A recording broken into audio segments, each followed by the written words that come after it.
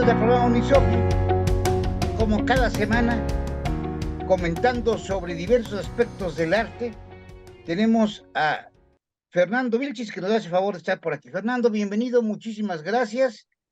Comentabas que nos vamos a platicar sobre la certificación del arte y algunas cuestiones al respecto a raíz de la muerte del hijo de Pablo Picasso, Claude Ruiz Picasso, ¿no? ¿Qué tal, José Manuel? Y buenos días al auditorio del instituto.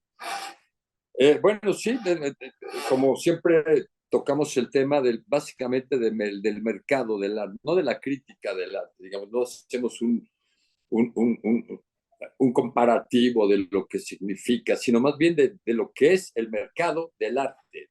La gente que básicamente son coleccionistas y ven el objeto artístico como una moneda de cambio, no solamente como un objeto de decoración, por ejemplo, o de recogimiento espiritual, o de observación minuciosa de la belleza o de la fealdad de un objeto artístico, sino que lo ven como una moneda de cambio, como una inversión, como algo que es susceptible de intercambio, ¿no? Con algo que tiene bursatilidad, como una acción de una compañía en la bolsa de valores, ¿no? Como algo cuyo precio fluctúa en el tiempo. Y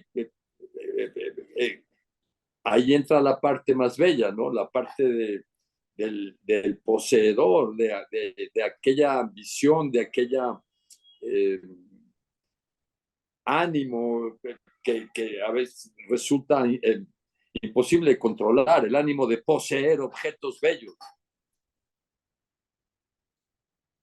De eso es lo que quisiera yo hablar, ¿no? El tema de la certificación es de vital importancia. Sí, y bueno, y también habría que ver hasta qué punto se extiende esta validez, porque la gente, bueno, cuando compra, y sobre todo tú como comentas, que es un valor que se tiene, que puede convertirse en monetario, este valor artístico.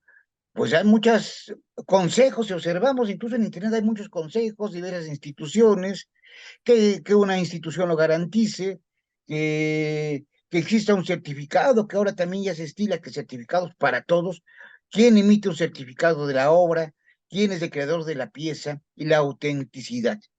Pero hay obras de grandes artistas que es muy difícil saberlo y aparecen expertos por todos lados que certifican. Alguna vez platicamos de alguna cuestión en relación a algún experto de la obra de Frida Kahlo y también se sabe que pues tenía necesidad, que parece ser que tenía alcoholismo, una cuestión de ese tipo, y él necesitaba dinero porque se quedó sin dinero.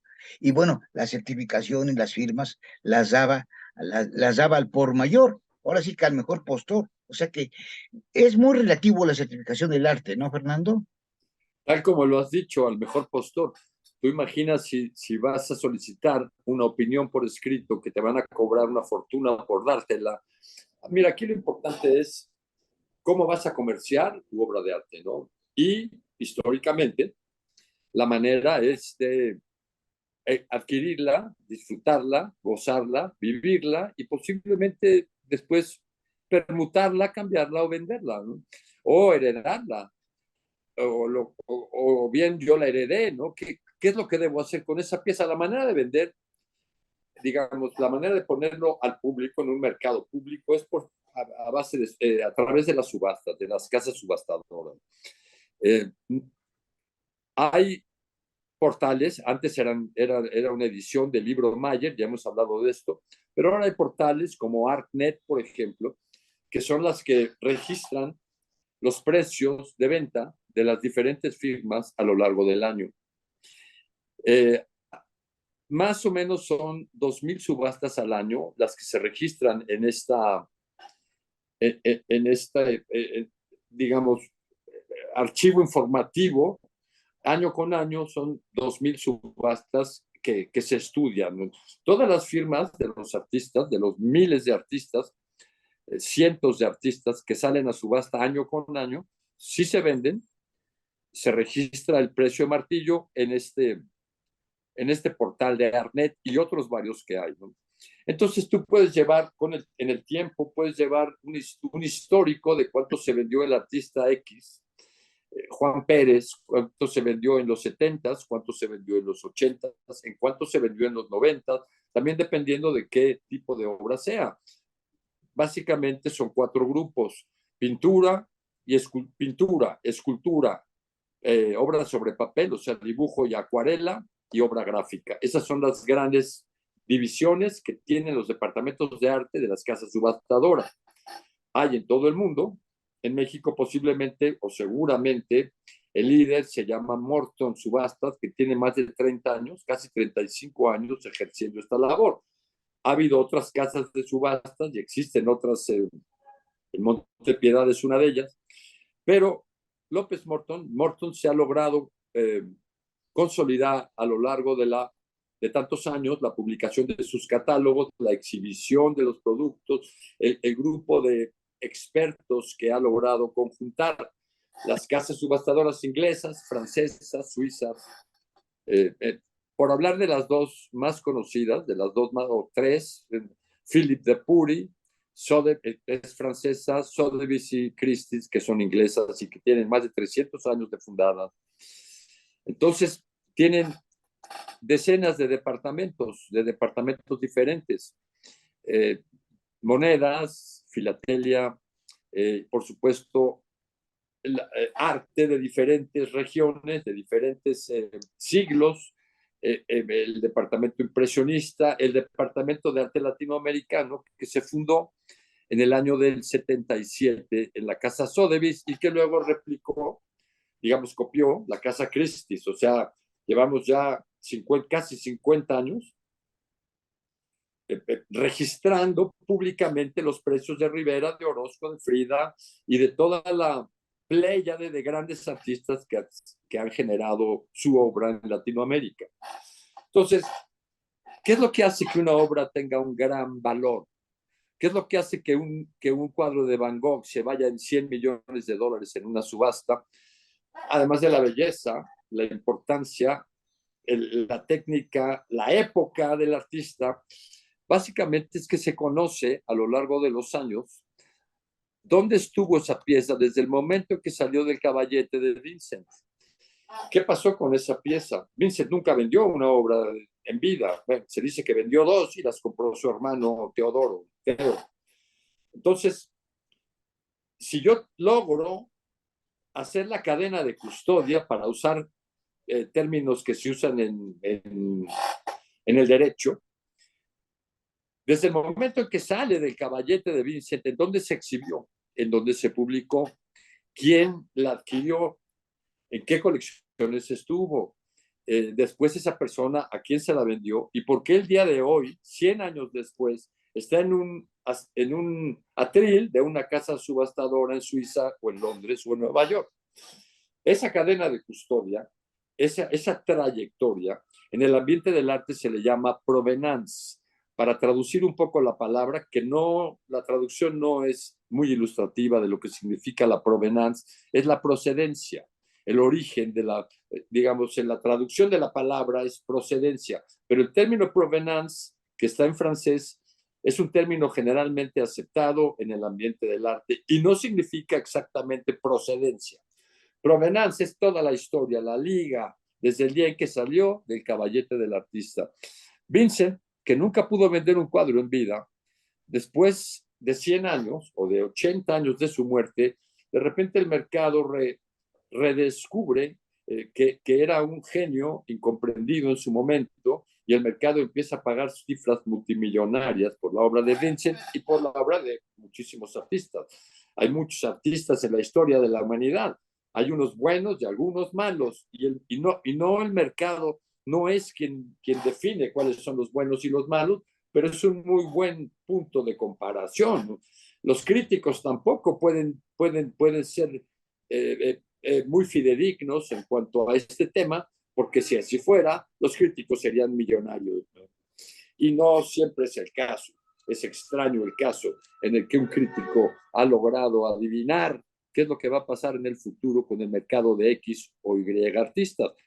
México Es un país, es una cuna de artistas por muchas variadas circunstancias, entre otras por la historia que se refleja 3.000 años para atrás, desde la arquitectura maya, olmeca y después todas las civilizaciones que se dieron en Mesoamérica, y lo mismo pasa en Perú y en Argentina y en Chile, y todos tienen sus motivos, y los artistas que se generan en esos diferentes lugares, de alguna manera narran la historia de sus pueblos. A través del arte se conoce la historia de los pueblos.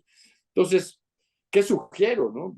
Yo, a mí me ha tocado la gran fortuna, desde el origen de mi galería, 35 años atrás, de trabajar con artistas de mi generación que en aquel tiempo nunca habían exhibido. Algunos maestros, grandes maestros, también secundaron la iniciativa que tuvimos, mi socio y yo, para abrir esta galería, pero trabajamos con muchos artistas jóvenes, algunos recién egresados de las universidades, que no tenían referencias anteriores, algunas exposiciones en centros culturales. Entonces yo generé, cada vez que hice una venta, generé un documento en donde yo, Fernando Vilchis, afirmaba y firmaba que estoy vendiendo una pieza, por ejemplo, de Agustín Castro, de Alejandro Arango, de Agustín Portillo, artistas que hoy tienen 60 y tantos años de edad y que están en varios museos del mundo y cuyos precios 30 años después oscilan en el rango de los millones. Te dije 3 nombres, pero pude haberte dicho otros muchos más. Y que tú tratas de hacerlo con la mayor pulcritud siempre, ¿no? Digo, porque te conozco de alguna aventura que tal vez después platicaremos en relación con este cuadro de Frida Kahlo. Pero bueno, porque tú también platicabas, sería bueno, tal vez incluso sería un tema de otro programa. Esta historia que me platicaste, déjame para otro programa, tan fascinante de la falsificación. Porque incluso el hecho No, pero además, de que se certifique el arte no quiere decir que efectivamente sea del autor, ¿verdad? Es a muy eso relativo, iba. ¿no? Hay falsificadores Bueno, fabulosos, ¿no? a eso iba. Y perdón que me extendí en el preludio. Sí. Para cualquier artista, a lo largo de la historia, tiene nada más una persona que las casas subastadoras aceptan como certificador. Siempre, cualquiera, llámese como se llame, de Frida Kahlo, de José Clemente Orozco, las casas subastadoras no te aceptaban más que un documento de Miguel Cervantes, recientemente fallecido, ahora con el COVID, pero Miguel Cervantes fue un gran investigador, un gran curador, una persona que conoció profundamente la obra de José Clemente Orozco. Si no venía con un papel de Cervantes, no te podían poner a subasta la. Entonces, es que está publicado en este libro, es que Juan Pérez dice que es un Orozco. Mucha gente cobra por su opinión. Yo certifico a los artistas que exhibieron conmigo y solamente la obra que yo colgué. Pero eso te va haciendo un pedigrí, un currículum, un acta de nacimiento de tu obra, que así como los papeles bursátiles, tienes que ser capaz de archivar y conservar a lo largo de los años, porque hay piezas maravillosas que nunca han sido exhibidas y que nunca han sido publicadas. Entonces requieres, en el caso de Orozco, el papel de Miguel Cervantes. En el caso de los paisajistas, por ejemplo, Clausel, José María Velasco, Cleofas Almanza, doctor Atl, requerías de la firma del maestro Javier Moisén, que también falleció hace algunos años. Si tú tienes un paisaje de Velasco que viene con un recibo si tuvieras un papel del artista, qué maravilloso sería, ¿no? Pero conforme el tiempo pasa, el gran conocedor y el gran crítico de Velasco, pues fue el maestro Carlos Pellicer. Si tú tienes una carta de Carlos Pellicer, a la muerte de Carlos Pellicer, ¿quién trabajó estas firmas? Fernando Gamboa. Fernando Gamboa se encargó de difundir el arte mexicano por todo el mundo. Bueno, si tienes una carta de Carlos Pellicer y una carta de Fernando Gamboa, qué magnífico sería.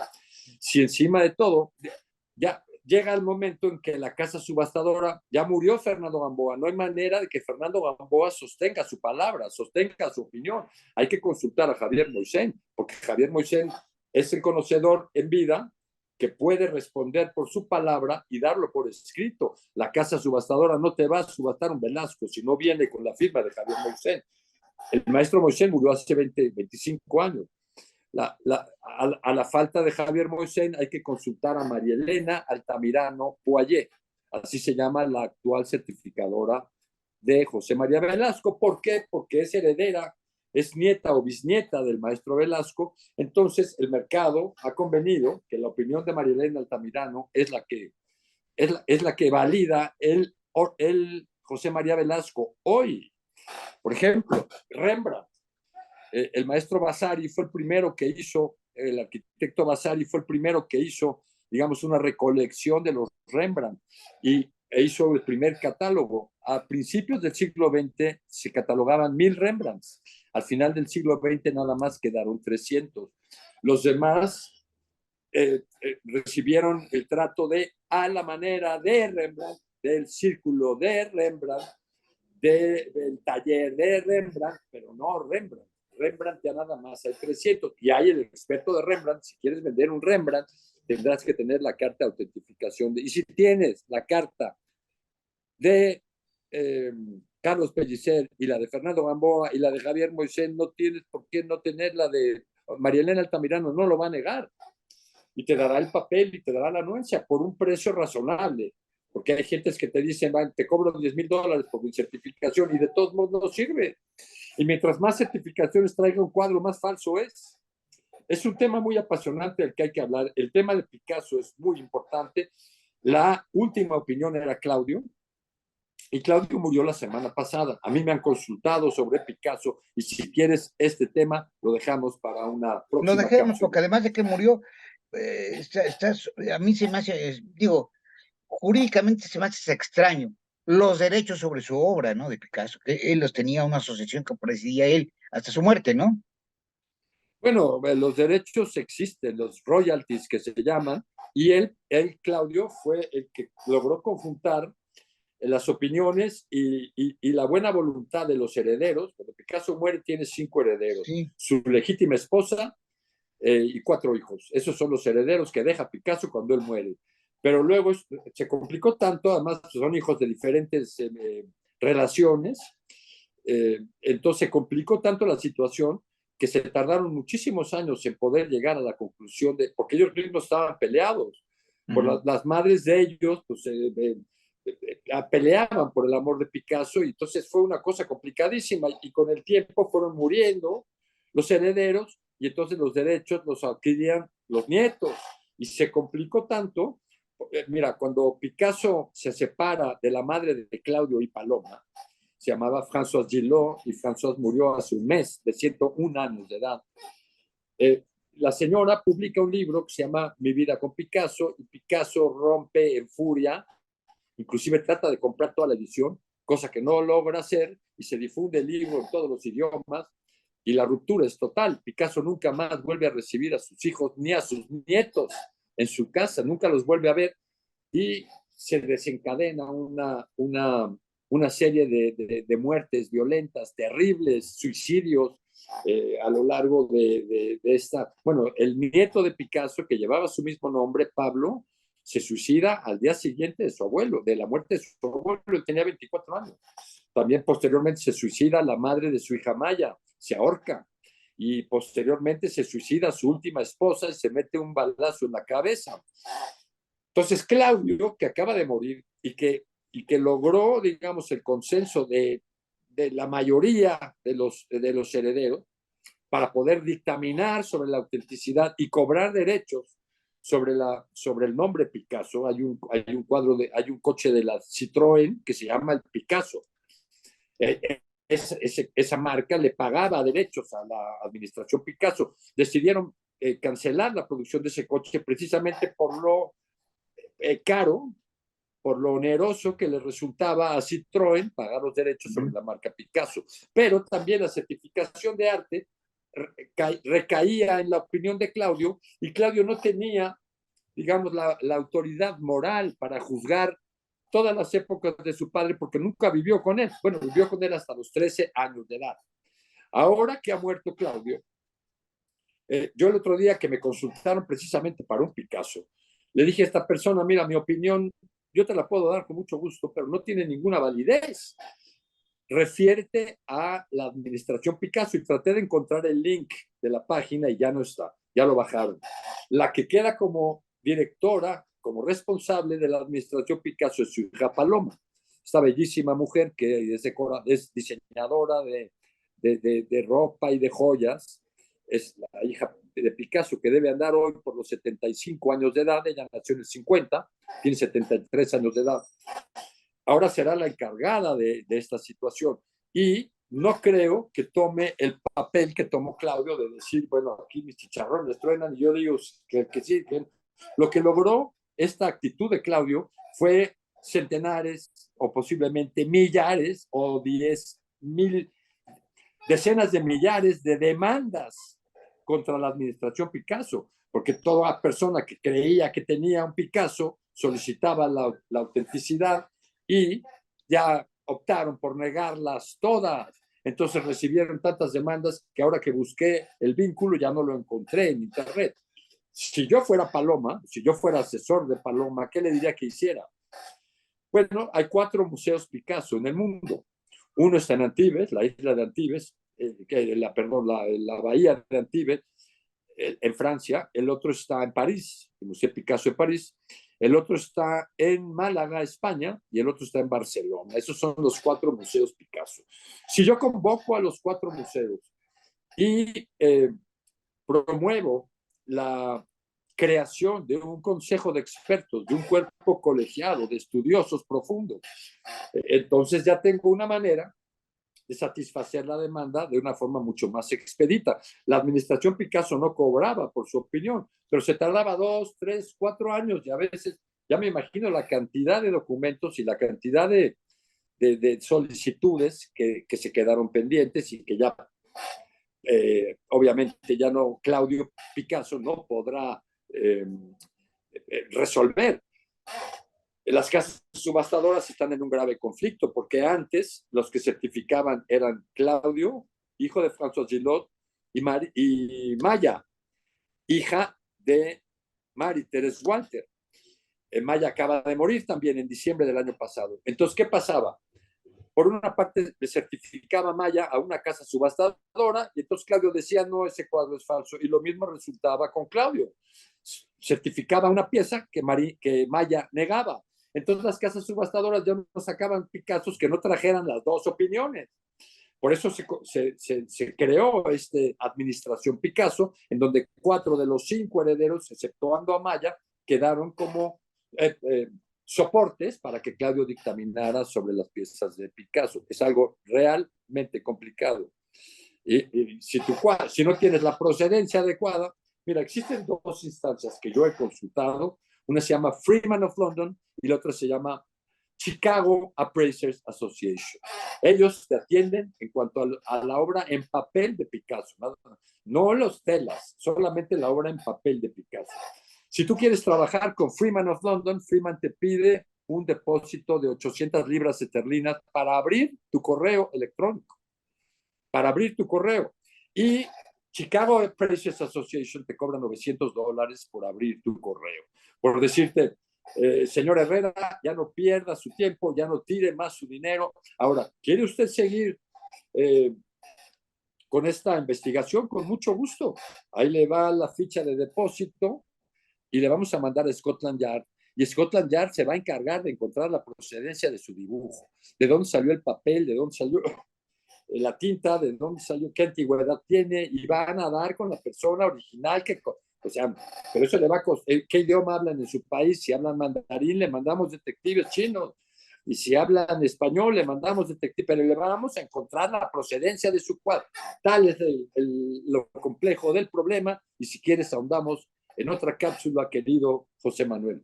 No, y son muy interesantes. Yo quisiera incluso que tratáramos en otras cápsulas, lo haremos, si así lo tienes a bien, sobre estas cuestiones que platicaste, y ahorita esto que me estás platicando, y otras cuestiones de cómo se falsifica, cómo hay obras Tocaremos el tema de hasta la la antigüedad falsificación. ahora sí que se puede falsificar todo. Digo, Tocaremos al ese final de tema. cuentas, nada es seguro en esta vida, ¿no? Nada es seguro. Y bueno, Bueno, por nuestra más cápsula de hoy que se llama existe, muy difícil, ¿no? Nuestra cápsula de hoy se llamó de la certificación de arte. Ahora vamos a hacer una que se llame de la falsificación del arte. Y va a ser Sería muy excelente, interesante y Fernando. muy apasionante. Pues no, es apasionante, sí, yo recuerdo esas pláticas que hemos tenido, que me parece muy interesante, porque no lo conoce una gente que dice, bueno, pues ya tengo esta certificación, a lo mejor ya tengo esta obra, y bueno, puede ser que no sea cierto. Es común, es muy común. Y los propios artistas niegan su obra, porque cuando la pintaron se compraron una torta de jamón Sí. y hoy puedes comprar una casa. Aunque eso fíjate qué paradójico eso. Lo niegan diciendo que sí es su obra. Esa es otra que Es habría muy común. que platicar, es otra que hay que Y platicar. hay pugnas entre los certificadores. Así es. Óyeme, Carlos Pellicer, yo no pinté eso, perdóname, pero sí lo pintaste, yo te vi, lo pinté. O sea, ese es conflicto, ¿no? Y se van a los tribunales y se hacen Sí. líos gigantescos, ¿no? Hay muchos casos específicos, ya platicaremos de ello. Pues muchísimas gracias. Nos vemos la próxima semana, Fernando. Es un placer, José Manuel, con gusto al auditorio del instituto. Hasta pronto. Gracias y estaremos en la próxima semana viéndonos. Suscríbanse al canal y hasta la próxima. Gracias.